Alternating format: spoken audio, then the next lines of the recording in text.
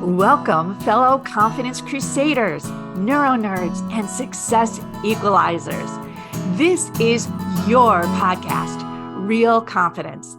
I'm your host, Alyssa DeVere, and I'll be sharing a bit of basic brain science, some surprising social secrets, and a touch of tough love. Why? Because I believe confidence is everyone's fundamental right and choice. So let's get to it. Today's podcast, I'm with a relatively new, but hopefully forever friend. This is Dr. Kyle Elliott. He came through our ACI coaching certification program. I got the pleasure and honor to meet him then. And I asked if he could come on the podcast. Now, here's the thing. We've talked about finding jobs and interviewing before, but Dr. Kyle, you've got a very different perspective of things, and you're coming at it with all kinds of career coaching experience and corporate experience. You worked with some of the most senior people out there, and you've been recognized in all kinds of ways. We're going to post your full bio because it's beautiful and all the awards you've won. So if you don't mind, maybe just like start off a little bit. Well, how'd you get to be a career coach? And we'll start talking about the process that you go through with people and how we can help folks out there looking for a job to interview better. Yes, I'm so excited to be speaking with you and the audience today, Alyssa. I fell into this 100% by accident. I started on Fiverr, literally charging $5 for resume reviews, editing people's LinkedIn profile summaries. I went to school in San Francisco, so a lot of my clients were getting jobs at Meta, Facebook at the time, Twitter, all these places, and I got this accidental niche in tech. And fast forward quite a few years later, and I'm now a career coach to tech executives, and I absolutely love it. And they have this amazing experience, yet struggle with selling themselves. So I love helping them figure out what's unique and fabulous about themselves and finding the confidence to share their stories in interviews. Well, you hit on something that may be obvious as you're saying it, but most people don't realize this, is that you can be super smart, super confident in something like your career path and in a particular skill, and yet having to do something that's different. And we don't all interview every day, right? So they go on an interview and these people fall apart. What do you hear happens? What do they say? Please help me with this interview thing because Because it's not natural to me. And like you said, people don't interview a lot. Maybe it's every 3, 5, or 10 years, and it's just natural for people. And it's hard to explain what you do. It's similar to coaching. For coaches, it's difficult to explain how you know to ask great questions. So if you're an engineer or a product leader or a salesperson, it doesn't come natural. And then when we prep, a lot of us are prepping incorrectly. We don't know how to prep. All we do is Google 100 common questions, and then we get asked question 101 and we don't know what to say. So a lot of people get nervous. So today I'm excited for us to talk about some ways to build your confidence leading up to it, and proven ways, not just breathe, because that doesn't right, work all the right. time. Breathe and then what, right? Well, so in interviews, you're going on the interview, and I actually use it in our class, in our confidence classes, and as like possibly the worst confidence challenge a human being can be, victimized by, because you're going in to be judged. There's no question about it, right? Like Exactly. it's a crazy construct. So, when somebody's accomplished, like you said, they have a senior title, and then all of a sudden they're going in and they know they're being judged. What do you think, or what do you hear is going through their head? Are they scared, nervous, preoccupied that they're not going to get the story right? All of the above. And what they're doing is summarizing 10, 20, 30 years of experience into 30 minutes, maybe an hour. The really playing field isn't level because they don't know the questions are going to be asked. So leading up to it, I encourage people to say, here's what I want to communicate during that interview. Write it down and then share it during the interview. Similar to a politician, say, here's the talking points I want to get across. And when then you're asked questions, think of it like multiple choice. Which of my 5 talking points am I going to share? And that helps level the playing field so that when you go in there, you know you're going to share these points regardless of what you're asked. All right. So prep with those kinds of questions that you want to answer. That's one thing. But what else can somebody do to really bolster their confidence before they go into that interview? Is there certain techniques or tips that you give? I like developing a fabulousness phrase book of here's some things that set me apart from other people. It's important to remember you've made it 95% at least of the way if you landed that interview. They know you're qualified. They know you meet the minimum requirements. You likely meet the preferred requirements. So I like saying, here's what sets me apart from other people and having a fabulousness phrase book when you go in. Is it that you speak another language? Is it you come from a consulting background? Is it maybe you have an MBA? Is it that you have a doctorate? What is it that sets you apart? And then if you're not sure, you can go and look at your LinkedIn testimonials or performance reviews. You can do a mini 360 and literally text a few friends and say, hey, I just listened to this podcast. What makes me fabulous? And you can text them and see what trends you notice. And then when you go in the interview, say, hey, I don't just think this. But I actually surveyed some former colleagues. I asked my former manager, and here's what people say about me is unique about me compared to other marketers or sales folks or business analysts. Well, I'm going to honk a little horn here because, as you know, that's one of the tools that we use in the Confidence Masterclass is the Self 360. And I never thought about using it like that for interview purposes. How brilliant. Thank you for sharing that. I Um, loved it. When I saw that in your course, I'm like, yes, this is something I do. And I loved your script in there about saying, hey, I'm doing this course or I'm doing this assessment. Here's some words. And I think it's important to then say, hey, I have this data. It's not just my opinion, but here's what other people are saying. That's awesome. That's awesome. Now, in the confidence course too, we also talk about a confidence collection, which is just all those LinkedIn reviews or favorite songs or things that just make you kind of get pumped up and say, "I'm awesome." But when you talk about fabulous phrases, like uh, explain that a little bit more, because I think you're referring to something that's a little bit more specific to that interview process.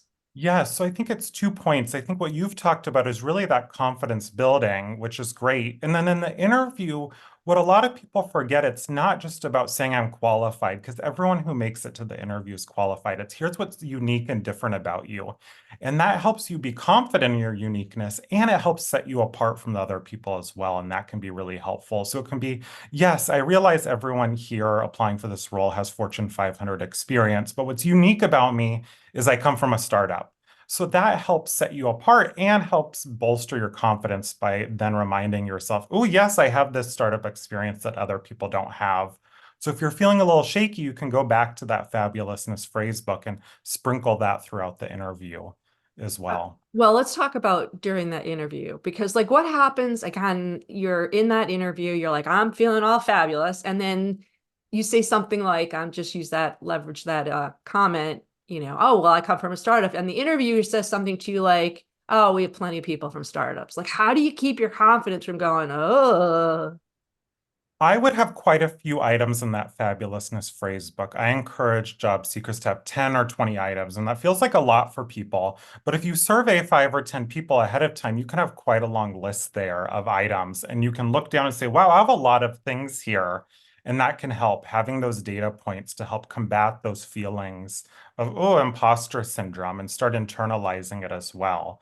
There's a lot of stuff out there about imposter syndrome, but what's important is for us to start internalizing it as well. And looking at that can be helpful. And in the interview, saying, no, yes, you might have a lot of people from startups, but also, and then go to that next item on your fabulousness phrasebook list. And that can help counteract those feelings of doubt or shame that you might have. How much, in your opinion, because I don't know if there's a scientific study, like how much should the interviewee, all right, so I'm going for the job, should I be asking questions to that person, getting to know them as a human? Like, what's that? Do you build rapport? Do you build, so yes, I'm my fabulousness list, that's all about me, but making it a conversation and a dialogue, what do you recommend? I love making it a dialogue. I encourage people to treat it like a meeting. Instead of thinking of it like an interview, it's going to not only help build rapport, but it's also going to show how you are in a meeting. So if they ask a question, ooh, what's your approach to leadership? You could answer that question, or you could say, can you tell me a bit more? What kind of leadership? Are we talking about people leadership, project leadership?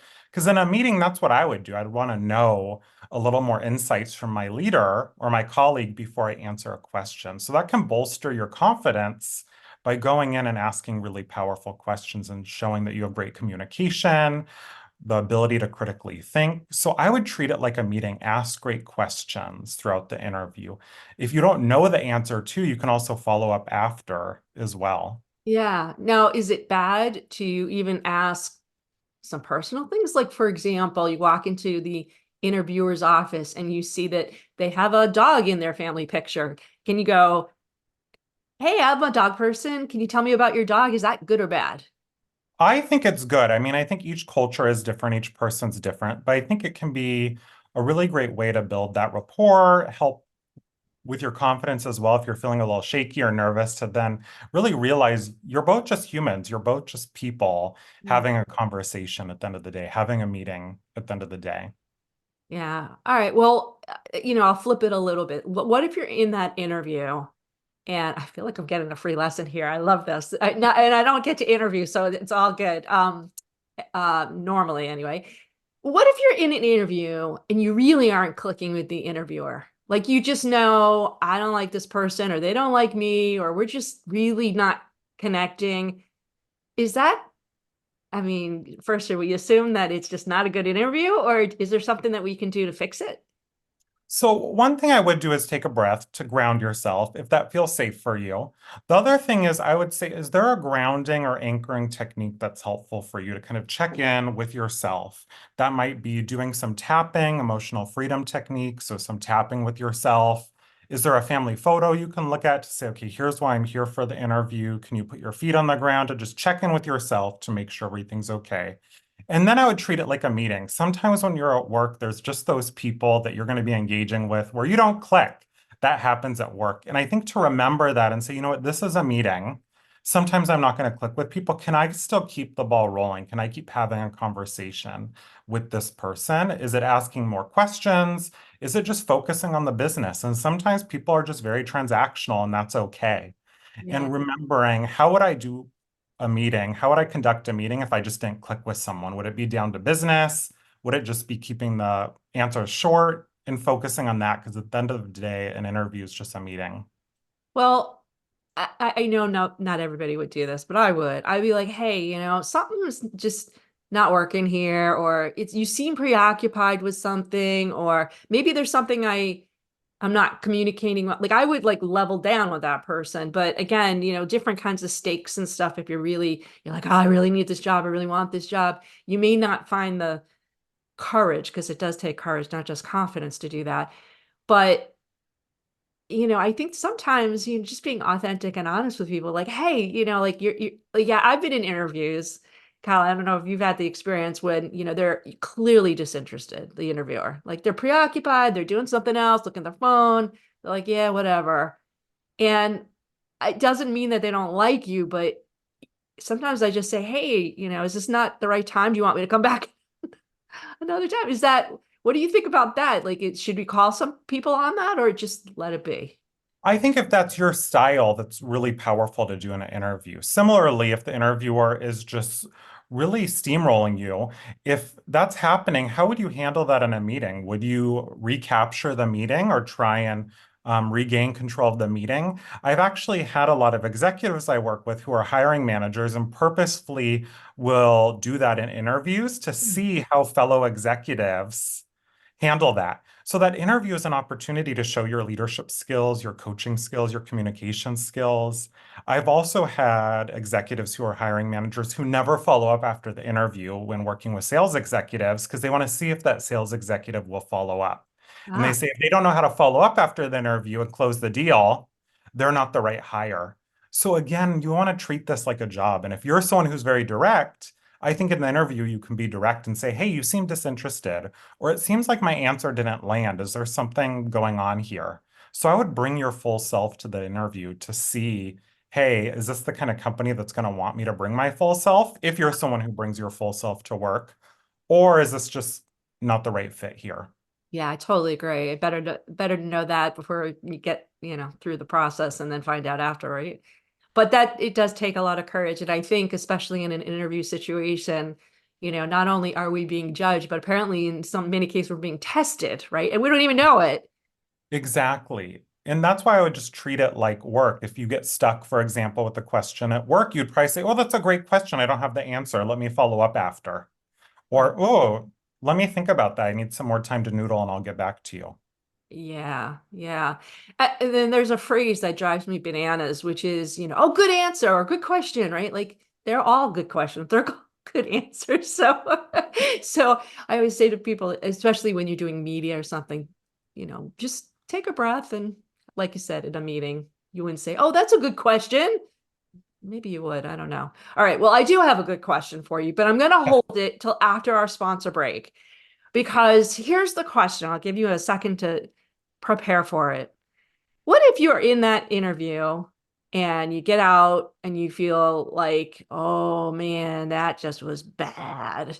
And you literally bombed it, said the wrong thing, or otherwise just now I didn't get that job. So what do you do? What do you do for yourself in terms of getting your confidence back? What do you do logistically? And how do we move forward from that confidence crush? So we'll be right back. Dr. Kyle's gonna plan that message, and we'll be back right after the sponsor break. Want to level up your confidence, your career, maybe even your coaching? Well, then head over to AmericanConfidenceInstitute.com. E-classes are there, as well as our coaching certification program, and you don't need any coaching experience to do it. However, if you are an experienced coach, you can get ICF and SHRM continuing credit. It's fast and easy. If you work in an organization, consider bringing in a kick-ass keynote or a uniquely engaging workshop. We also have team learning programs, and they all apply to both your personal and professional life, which makes them really special.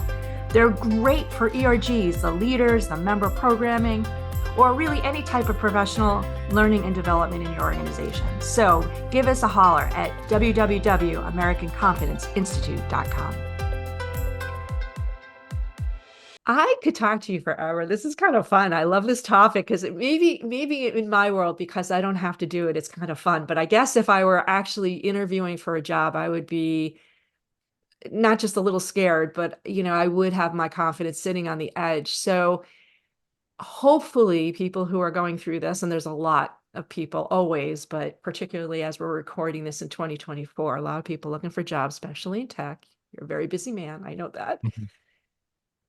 Somebody comes out of an interview with their tail between their legs, so to speak, and they are like, "Oh, that just sucked." What do you do? First of all, do you go to some trouble to confirm it before you do anything, or do you just know it and what do we do?